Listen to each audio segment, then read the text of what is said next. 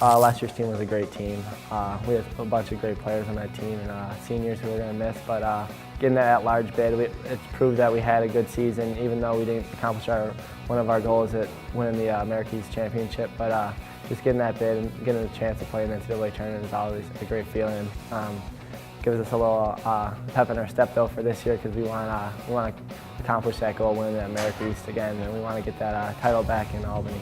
We have a couple of great players on our team this year and a couple of freshmen who are going to step in, so I think we'll be good. What I tell them is just play their game and relax. Our motto at Albany is next play, so if you make a mistake, you don't want to focus on it. It could just bring your game down. You just think about the next play. What are you going to do the next play? How are you going to react to it?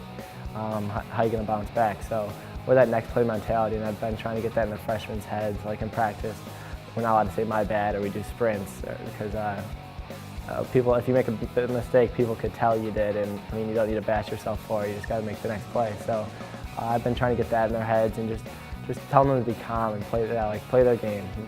They know what they're capable of, and they prove it to us day in and day out. So the moral is really play the game. Yeah, I'm excited. I'm really excited. I think we have some really talented freshmen that are going to step in and fill some roles for us. But I think we bring back Stone Sims, AJ Cluck, Eric DeLuey, JD Colarusso in goal. He's been waiting his turn behind Blaze. We redshirted him last year, so he has 2 years left to play for us. It's been outstanding. Had a great year last year as a redshirt, just as a redshirt year, which is very difficult to do, because knowing that you're not playing. But he had a great year, and he came in the fall and has done a great job. So I think defensively we bring back almost every star. We lost Josh Babcock and Jim Burdetta are two guys who graduated from last year's team. But I feel like our defensemen have gotten more athletic. I think we've gotten more stick handling ability has gotten much better amongst that group. So I think defensively we're going to be very solid. And then again, just pushing the ball and playing the tempo that we have. So I think the overall team right now, how I look at it, is probably as deep a team as we've had as far as talent is concerned. I mean, our practices are fantastic. We don't have anybody in any drills or anything that are killing drills in a sense, where we feel like our last player is a pretty good player and probably could play in a lot of programs. We really feel like he's, that if we get the bottom to keep coming up, that's really the crux in how you really build that foundation for a team. When I came here, my freshman year, Lyle was here obviously, and Miles was helping out. So they kind of really took me under their wing and kind of like showed me like how to do some things better that I could work on, and like a couple different moves and stuff. And just like watching Lyle play, the poise he has with the ball and how he sees the field, just watching that and just trying to add that to my game really helped me out a lot.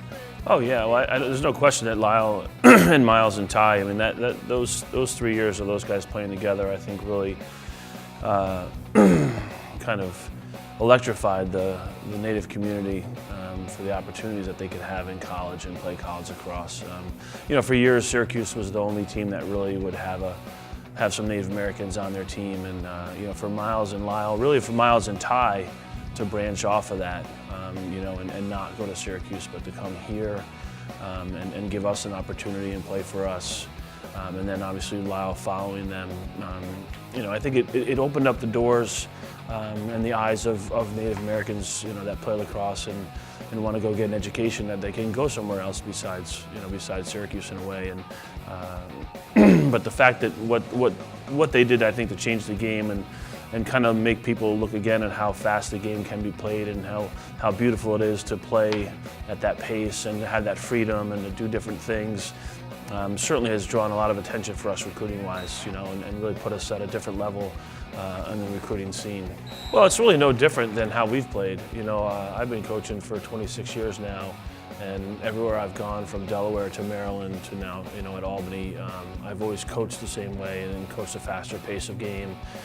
Always been very liberal as far as guys being creative and using behind the back passes or different kinds of shots and whatnot. So it's not anything different for them or for us. I think the thing is that they just do it at a very high level, and they're very good at it, because it's something that, again, they've practiced their entire life. So they're going into a system that allows them and the freedom to play the way that they've been playing their whole life, and that's I think that's important. So they get to hear, and as they grow and mature and get stronger and, and play with other quality players, their game elevates, and again, that's taken us to this next level that we're at. Because not only for Lyle and Miles and Ty and Chauncey, or for Jacob Patterson, those guys, but everybody else that's in our program has gotten better because of the way that we play, and that's pretty much the base or the foundation of our team, is that fast pace and that style of play.